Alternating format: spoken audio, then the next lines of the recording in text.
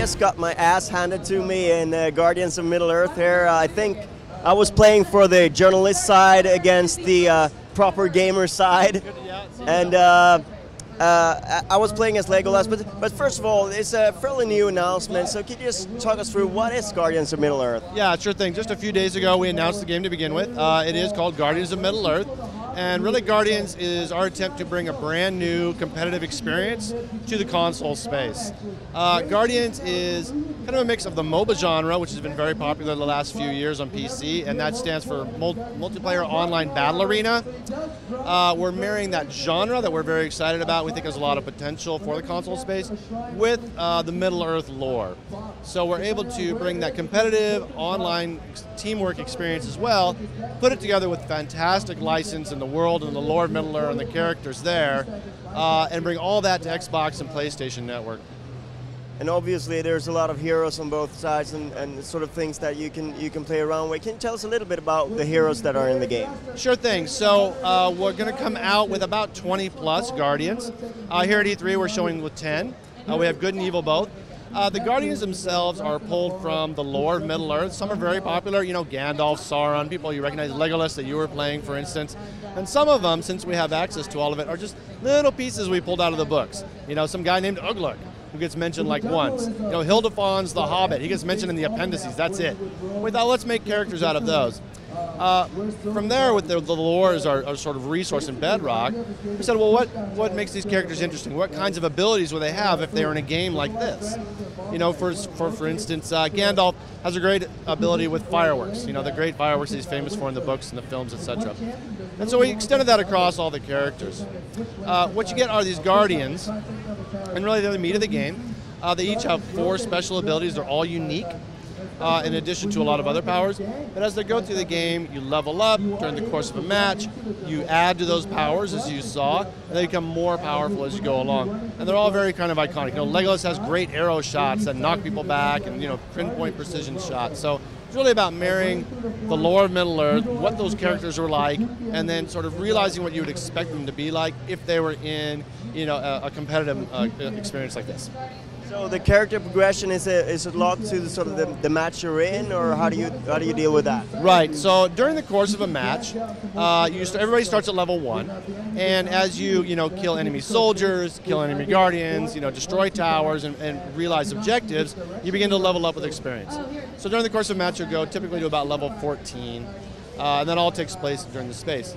Outside of that, and expanding your abilities as you go. Outside of that, your profile, you yourself, actually begin to also level up as you play through more and more games of Guardians of Middle-earth.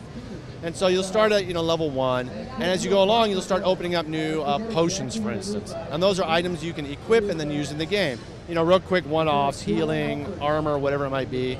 And as you continue to accelerate and learn and play the game and win, you'll begin to get even deeper into the systems. So we have potions. We have special commands, which are really awesome abilities that'll bring in a Balrog onto the field of battle to just lay waste.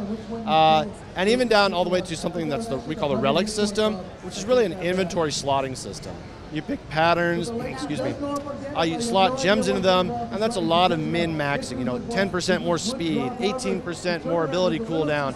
How do you want to play? What are you looking for? We're adding a lot of depth to allow players to customize as they progress their own character, as well as their guardians within the game. So obviously one of the other big things is that it's a console game. What challenge did that bring, sort of, because we're all familiar with the genre, but it's on PCs. So what was key to sort of transitioning that into a proper good console gaming experience? Yeah, well, we're all big fans of the entire genre. We're excited by a lot of the potential there, and bringing it to console was really sort of a seed idea that we had. And as we began to explore it, we realized bringing it to the controller, for instance.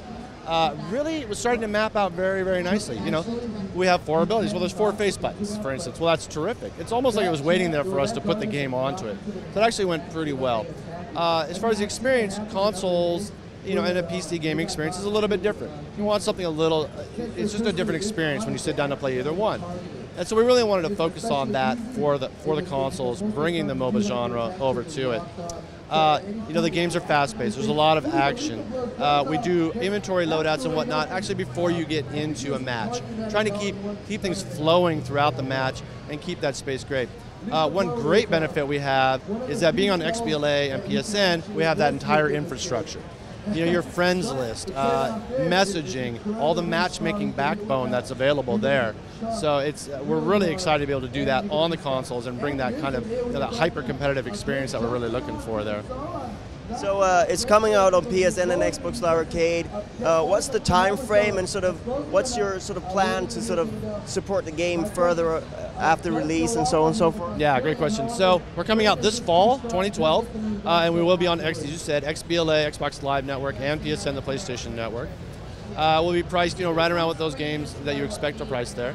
As far as further support, we have plans in place. We'll have dynamic content coming out after the fact. We'll have an entire live team dedicated to the game. As a matter of fact, we've built in systems to quickly react to community balance concerns, anything that might come up in a competitive environment like this. We'll be able to turn those things around in days rather than, say, months, which you typically see on a console game. So we have a very robust after-ship support ready to go. We're excited about that, yeah. Has it been fun to see everyone trying the game out here at E3? Yeah, it's been great. We've been working on it for quite a while. Like I said, we only announced a few days ago. So to be able to announce and then come here and let everybody play, gamers and fans and press, has really been terrific. The reception's been really great. It's fun to see newer people who maybe aren't familiar with the genre, but have maybe heard of it, come in, they're able to grasp, what's going on, the controls. It's a lot of chaos, but it's not too hard to get into. And then really experienced players will come in, they'll pick it up right away, and it's fun to see those two things going on. So it's been a blast bringing it to E3 and letting everybody play it. Right. Thank you very much for your time. Thank you.